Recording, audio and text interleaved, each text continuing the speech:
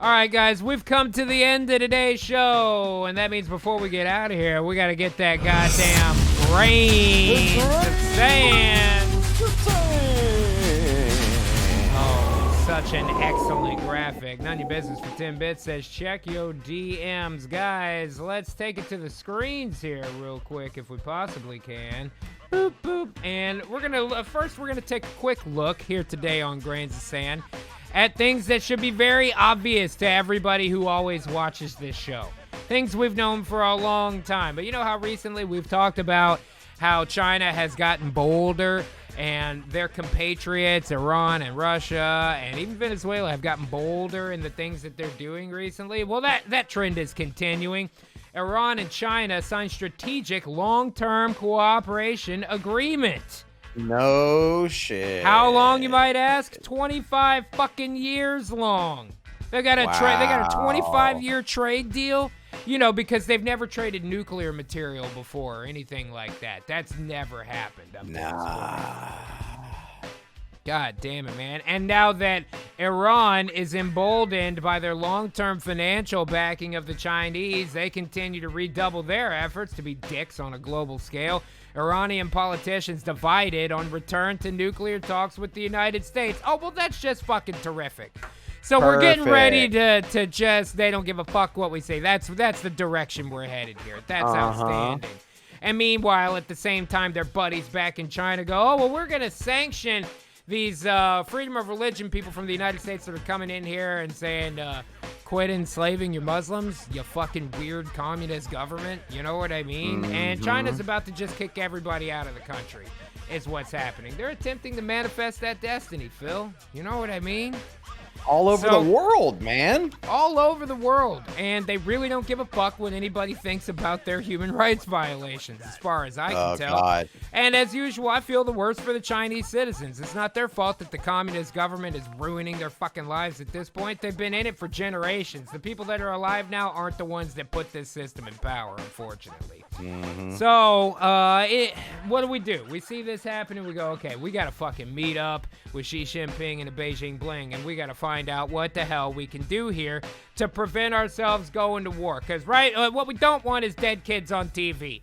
What we don't want is for us to use our biggest two fucking resources, our bodies and our dollars, in order to fight the fucking Chinese. We'd like to avoid that if we possibly can. So, China and U.S. set up a meeting in Alaska. Don't know why they picked Alaska. Not a clue. But we set up a meeting between the two countries. China came in talking all that shit. Talking shit. China and U.S. open Alaska meeting with undiplomatic war of words. Oh, boy. Man, Blinken warns that China's actions could result in a far more violent world, while Beijing's top diplomat accuses the U.S. of mistreating black Americans. Wow. Now, regardless of what's true and what's not true, I'm going to tell you this right now. All they're doing is picking what works best on American citizens.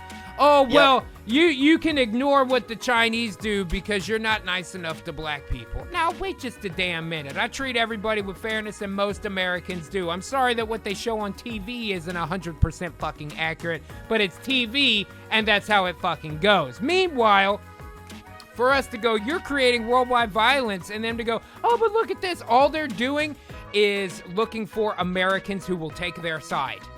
That's all they're doing. How many times have we talked about fucking a gun behind every blade of grass? And that's how we're able to keep ground invasion out of the United States. Now, what if you could split the population's opinion on that and there was only a gun behind every other blade of grass? Well, you've just given yourself a much better chance if you're attempting to make a move. And if you're able to find people that are so desperate for virtue points that they'll take even the CCCP's side,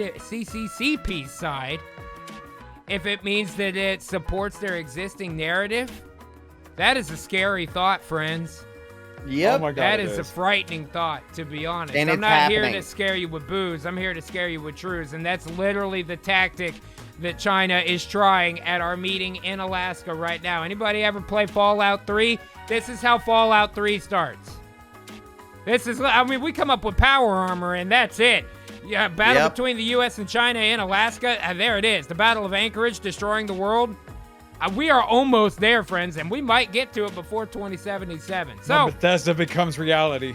Oh, now that's a frightening world, my friend. At least the music will be decent. But in the midst of all this, prior to Hot War, at last, finally, some level of mainstream media is recognizing, yeah, we need to have some level of preparation.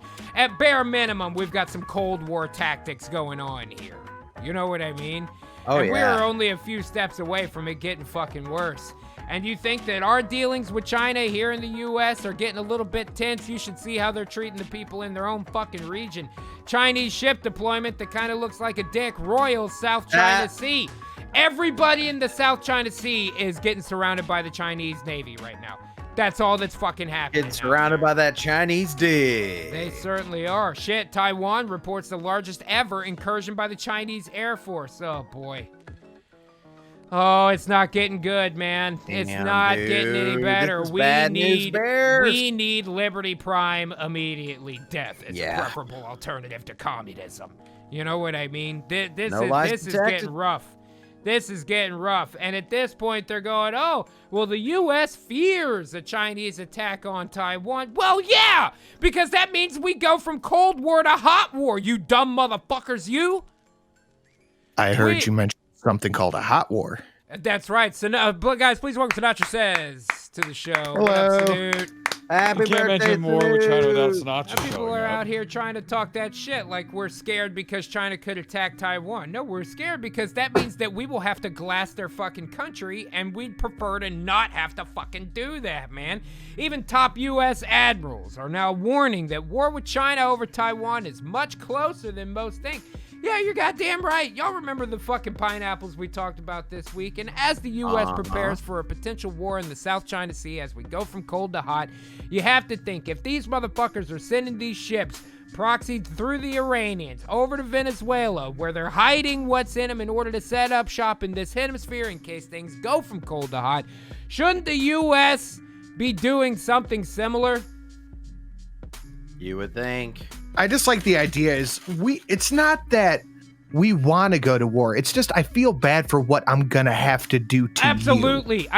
We are a parent spanking a disobedient child. This is about to hurt me more than it hurts you. I'm sorry, man. And you don't think we're preparing? You don't think the military realizes this coming? Look at this. U.S. cargo ship carrying 350 metric tons of military equipment docks in Ukraine. Yeah, that one scares me a lot right there. Again, Sanu, you're 100% right. I feel bad about what we're going to have to do. And this right here is us feeling, this is as bad as the United States is willing to feel. We'll dock in the Ukraine, not in India, where we absolutely could. You know what I mean? This is as bad as we're willing to feel, but oh, China. Oh, China. We got people over there too, G. We need to get this fixed up immediately because this could not, and I almost hate to see us putting a little bit of a squeeze on the Ukraine. It's kind of what China did to Iran. You know what I mean? 5 reasons why the Ukraine rejected Putin's Russian world. Yeah, because they used to be in the USSR, first of fucking all. Secondly, if they're walking away from the new axis of power, then that, by default makes them ripe for the pickings for us. And that's kind of what we did. The Ukraine really doesn't need this kind of problem. Remember when that bomb went off in that harbor next to the museum and fucking, where was it? You know what I'm talking about, Libya? Beirut. Yeah, is it those people's fault? For Beirut, you got it. And would it be the Ukrainians' fault if the Chinese bombed their docks in order to take out American weaponry? No, it would not. But what are we having to offer the Ukraine in order for them to be willing to take that risk? That's not a risk they don't recognize is there. They know that risk is there. They know why we're moving that shit in. You know what I mean? So what did we do for the Ukraine to make it worth it for them? It's hard to say, dude. This shit is getting very mixed up. But at the end of the day, guys, let's remember the important thing here. If the question is what a U.S. nuclear war with China would look like, it looks like this right here. I hate to say it, but it looks like that right there. I, as much as I 100% agree with the mentality you've got with it, Sanute, that we hate to have to glass their fucking country and change their Wikipedia page, but we are willing to do it, and I do agree with that. When it comes down to it, we will, to protect the United States. But god damn it, we're getting to the point where it's like, at all costs, we need to, this needs to not happen. This needs to not happen, dude. Let's not do this. Absolutely. Because But with what they're on the fucking around version of finding out. Yeah, dude, and they are fucking around, and I don't want them to have to find out. I don't want to ground you for a month and take away your Switch, but I'll fucking do it if I have to, because you have to learn this lesson. The problem is, this ain't a Nintendo Switch we're talking about. We're talking about nuclear warheads, and once one goes up, they're all going up. And by the time the first one comes down, you better be right with the whale, because that's going to be the end of it for everybody. I'm not a criminal. I'm not a criminal. I'm an artist working in an unpopular medium. Can I just speak to you? I mean, really speak to you like man to man. I've known you for a long time, Will. And I know about your penchant for spying on me.